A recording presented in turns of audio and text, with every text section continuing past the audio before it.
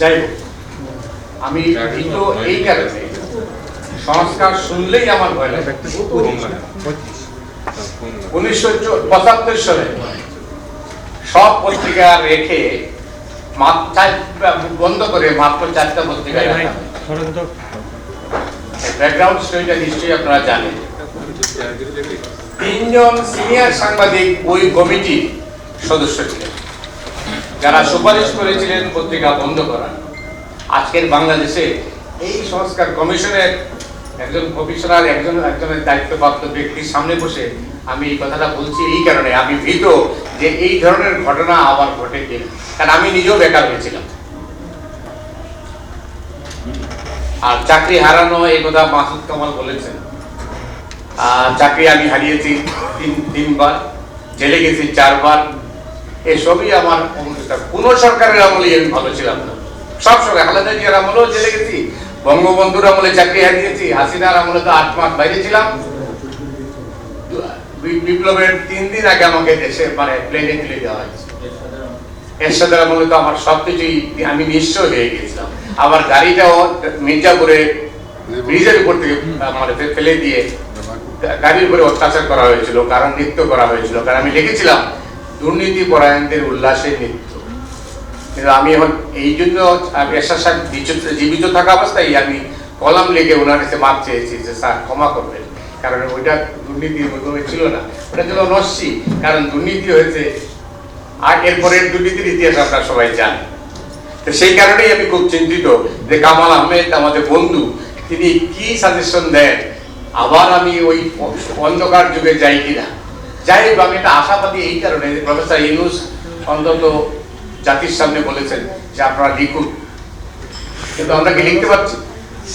আমরা উনি কি ওনার প্রশাসনকে বলছে সেটা আপনি লিখেন না? সেলফ সেন্সরশিপে আমরা একদম কাবু হয়ে পড়েছি। এখান থেকে আমরা বেরোতে পারছি না, এবং বের হতে না পারলে আজকের দিনে এটা কঠিন হবে আমাদের এই যাত্রাটা। আর আমি মনে করি এখানে আলোচনা করে কোনো লাভ নাই।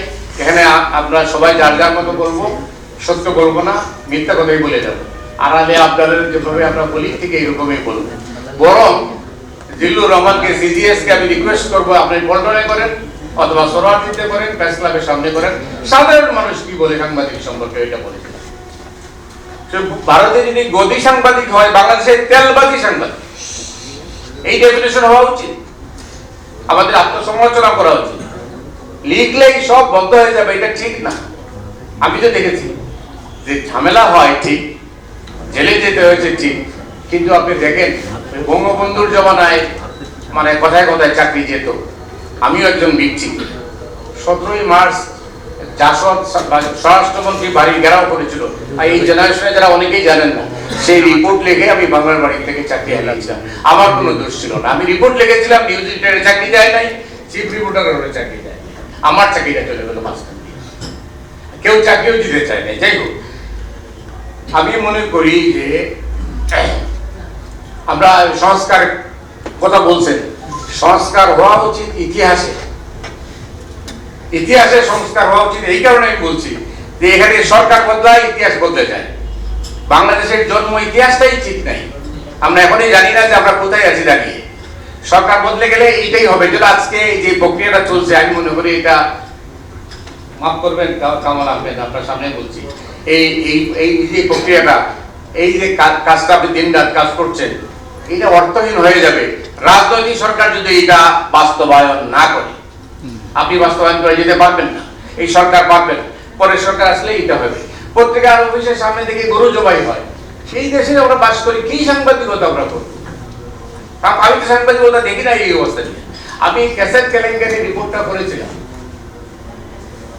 আমাকে একজন সিনিয়র সাংবাদিক বললেন এবার ধরা খাওয়া, ওইখানে আত্মসমর্পণ করতে হবে কোর্টে, নিঃশর্তভাবে বলতে হবে যে ভুল করেছিলাম। কিন্তু আমি হেসেছিলাম তখন, কারণ আমার হাতে ক্যাসেট ছিল এবং আমি আদালতে প্রমাণ করেছি যে এটা ক্যাসেট ছিল এবং এটা সত্য ঘটনা। তারপরেও আমার 1 মাসের জেল হয়ে আছে।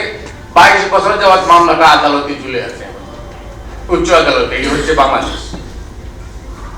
আরেকটা ঘটনা বলি, এটা বলতে, এই হারিস চৌধুরী বিএনপি নেতা 11 বছর কোথায় ছিলেন, সে রিপোর্ট করার কারণে আমাকে প্রেস ক্লাবে, আমি আসি না প্রেস ক্লাবে, একদিন আসার পরে আমাকে বললেন যে ভাই এটা বোধহয় ঠিক হলো না। একটা বড় পত্রিকা 3 দিন বাদে আমার ওই রিপোর্ট নিয়ে পুলিশের বরাত দিয়ে বললো রিপোর্টটা সত্য না, কিন্তু আখেরে কি হলো, আখেরে প্রমাণিত হয়েছে যে ওই রিপোর্টটা কারেক্ট ছিল। এবং উনি প্রফেসর মাহমুদুর রহমান, যিনি হারিস চৌধুরী হিসেবে মারা গেছেন, এবং এটা হারিস চৌধুরীর লাশ, এটা প্রমাণিত হয়েছে। যাই হোক, নিজের কথা বললাম এই কারণে যে আসলে বাংলাদেশে আমরা নিজেদের দিকে তাকাই। আর এই যে সাংবাদিকরা অ্যাক্রিডিটেশন বাতিল হয়, বাতিল তো আমারও হয়েছে রাজনৈতিক কারণে না, সাংবাদিকতার কারণে। এখন তো রাজনৈতিক কারণে হচ্ছে। আজকে আমরা যে কথা বলছি, কদিন পরে যদি সরকার বদলায় কোনো কারণে, আমরা মনে চিরস্থায়ী তো রাখছি, তখন আমরা আবার আদালতের কাঠ করায় ওই জিলুর রহমান সাহেব আমাদের দাঁড় করাবে, উনার কারণে যে আর সরকারের পক্ষে বলছি। আমার মনে হয় সরকার ভালো কাজ করে, সরকারকে প্রশংসা করে, কিন্তু খারাপ কাজ করতে এটা বলতে অসুবিধা লাগে না, আমি তো কোনো অসুবিধা দেখি না। কিন্তু আমরা নিজেরাই এই খবরটা দিচ্ছি না।